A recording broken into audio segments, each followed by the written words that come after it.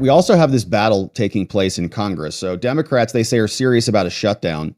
And again, we're fine with that. They think the shutdown is going to be adverse to Trump, right? But I think they're bluffing on this. Trump is shutting things down, hand over fist. He's shutting things down so quickly, they're suing him in every single possible venue they can find. 100 lawsuits have now been filed.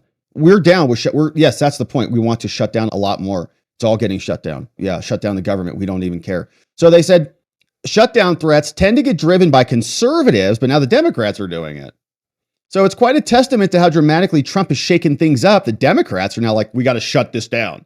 Senior House Democrats have spent recent days privately surveying their members about whether they'd be willing to shut down the government over Doge. It's like, what? You want to help Doge? Doge is trying to shut down and cut stuff. Like, oh yeah, we better shut down the government to stop the cuts. Okay. According to multiple well-placed Democratic sources, that's great. Let's paralyze the entire government. The skeleton Doge team goes in and just cleans. So far, they're encountering little resistance. Democrats of all persuasions, even some centrists who have long been firmly anti-shutdown, feel that voting for a clean spending bill would be tacitly blessing Musk's work. Denying Republicans the vote to keep the agencies open would be the lesser of the two evils. Nobody wants a shutdown, but they also don't want to give Trump a win. Why would we be complicit in that? A senior Democratic lawmaker was blunter, said at some point, you've got to have a damn backbone. I'm not giving them a blank check until September. So the Democrats are going to be fiscally responsible now. Okay. Now, the big pivot from just a few weeks ago, which is when they're like, they never wanted anything shut down. It's all reversing, but now there's a funding deadline 2 weeks away. People now feel like the more perilous position is giving votes without the perception of accountability. So again, the Democrats, they just have to be obstructionary. That's the only thing that they can do. That's their deliverable that they return back to their constituencies. Look, we're fighting. For what? I don't know. Do you know? No. Do you want me to fight? Yeah. About anything in particular? Not really. You just hate Trump? Yeah. Perfect. Great. Okay, I can do that. They go back to Washington. That's all they do. So they're now for a shutdown, which again, like Republicans and many on the conservative side, fine, shut it down. No one cares. We're sick of your budgets that just keep increasing the expenditures. Like literally Doge is trying to cut things. They're trying to put it back in Congress. So shut it down, Democrats. Good luck. Now, meanwhile, a bunch of Democrats also voted to keep dudes in women's sports. You saw this happen last night. All Democratic senators voted against invoking cloture on this bill, which is, of course, the protection of women and girls in sports bill. They like it when some dude comes in, he's just like crushing bench press by 100 pounds. Blah, blah, blah. And they don't even care. They're like, what the hell's going on here? That's okay. Gold medal for you. Here you go.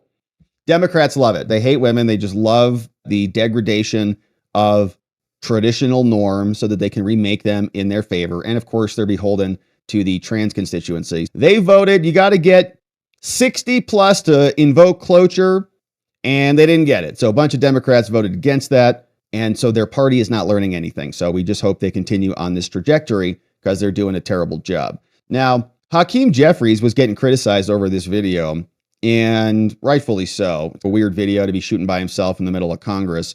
And they're doing this thing. They're all trying to be like hip now. So you see the cameraman's coming in and out. You see that's out and in and out and in. Man, it's so cool. Take a step back and then take a step forward. Take a step back. See how it's going on? So it's a weird video, but he's also now calling us bro. We don't need paid protesters, bro. The American people are with us, which I'm fine with. I say bro all the time.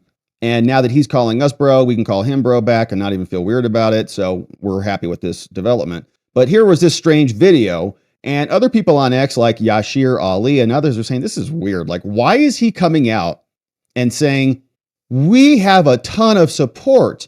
We don't need paid protesters, but where is your support? Where are all the people? You're standing in front of an empty grounds with nobody behind you at all. Like maybe you should hire some paid protesters to come in and make your video look better. Just got back to the Capitol. Another day, another lie from these people who are out of control.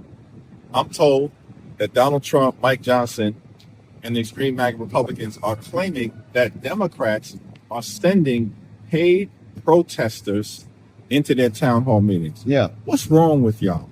What's wrong with y'all?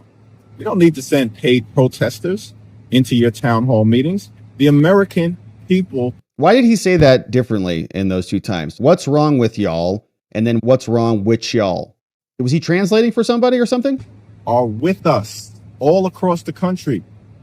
People are rising up to push back against the assault on the economy, the assault on hardworking families, the assault on our democracy, and the assault on Medicaid. We don't need paid protesters, bro. The American people are with us. All right, bro. Where are they? They're not behind you, that's for sure. You're standing in front of an empty building and we don't see anybody supporting you. So it felt like a rap video, like a music video. It's like when they come in the videos and they're like, yeah, and one of those things. Is that what it felt like to you? Anyway, so they're trying a new messaging platform. It's not looking like it's working out so well for them. We'll see if it continues to develop and mature. Of course, we'll be here talking about it. But the truth is, the American people are with responsible, accountable government that's not filled with grift, graft, and corruption. The DoD Rapid Response account posted this one, said Chief Pentagon spokesman Sean Parnell is now revealing what the initial DOGE findings look like from within the DOGE effort. So we promised you transparency at this Department of Defense, and America, that is exactly what you're going to get. Good, let's go. You deserve it. So at the DoD, we've been working hand in hand with the DOGE team. And as the secretary said, we welcome that process because that process will make us more lethal. And that means that our warfighters on the battlefield will be more successful. And that's what this process is all about. So in the interest of transparency, look at some of the initial things that we found. In the Air Force, $1.9 million for holistic DEI transformation and training, $6 million to the University of Montana to strengthen American democracy by bridging divides. At the Defense Human Resources Activity, $3.5 million for support to DEI groups. And how about this one? $1.6 million to the University of Florida to study social and institutional detriments of vulnerability and resilience to climate hazards in African Sahel.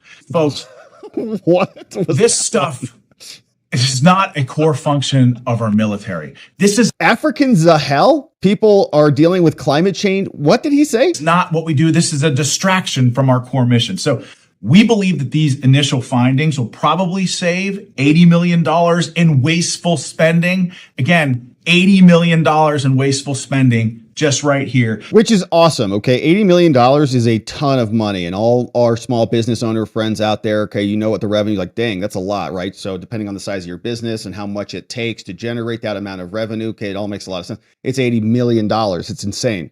The problem with that is like tip money. Okay. That's like a lunch dessert item on the Pentagon's budget. It's nothing relative to the $900 billion that they spend. So stay tuned. Today's actions are just the start. Good. More to come this week.